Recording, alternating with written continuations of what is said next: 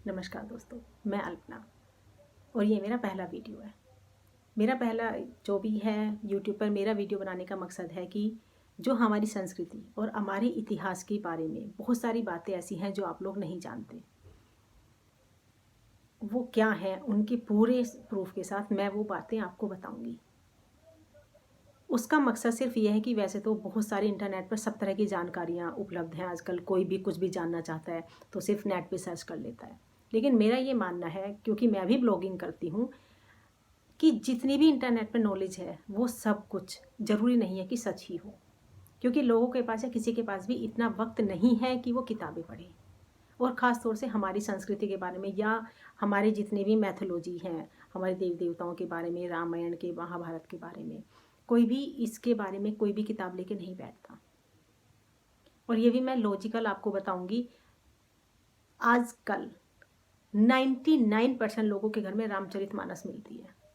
99% लोग रामचरितमानस पढ़ते हैं, लेकिन महर्षि वाल्मीकि की द्वारा लिखी गई वाल्मीकि रामायण कोई नहीं पढ़ता, कोई जानना भी नहीं चाहता। उसका रीज़न है कि वो कुछ संस्कृत में लिखी हुई है, लेकिन उसका हिंदी में भी साथ साथ उसका अर्थ दिया गया है, लेकिन कोई भी वो नहीं पढ़ता क्योंकि वो बहुत बहुत बहुत डिटेल में है। उसमें एक एक चीज़ बारीकी से लिखी गई है। जबकि रामचरितमानस एक संक्षिप्त, जिसे कहते हैं टीका या फिर टुकड़ा, इस तरह से है। और रामचरितमानस में जितनी भी बातें हैं वो सब सच नहीं है।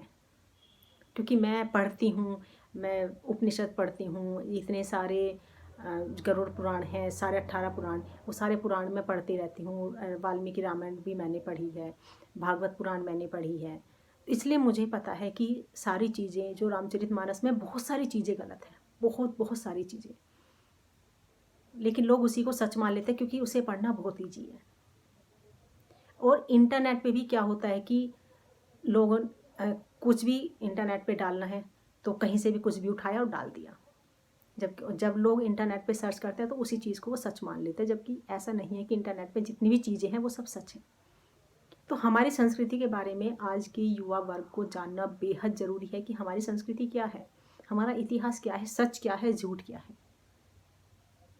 तो इसीलिए मेरा मकसद था कि मैं आप लोगों को उससे रूबरू कराऊँ, क्योंकि आप लोगों के पास भले ही टाइम ना हो बुक्स पढ़ने का, हमारे पास तो है। हम तो आप लोगों को बता सकते हैं वो चीज़ें।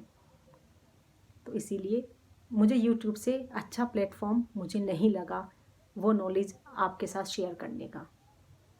तो हर वीडियो में नई नई जानकारी आप लोगों के लिए लेकर आऊँगी और उम्मीद करती हूँ कि आपको वो सारी जानकारी पसंद आएंगी।